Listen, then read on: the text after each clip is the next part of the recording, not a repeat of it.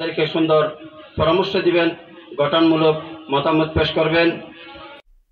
হেফাজতে ইসলাম বাংলাদেশ বাঁশখালী উপজেলা শাখার নবগঠিত কমিটি পরিচিত সভা ও প্রেস ব্রিফিং গতকাল অনুষ্ঠিত হয়েছে। উক্ত অনুষ্ঠানে সভাপতি হিসেবে উপস্থিত ছিলেন মাওলানা নুরুল হক সুজির সাহেব।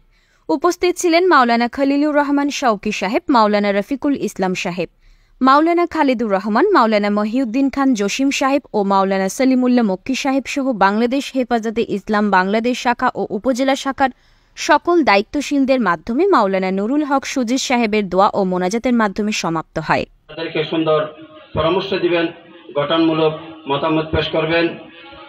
এই কথাটুকু ব্যক্ত করে আমাদের উপদেষ্টা পরিষদ হযরত মাওলানা আব্দুল জলিল সাহেব, প্রধান উপদেষ্টা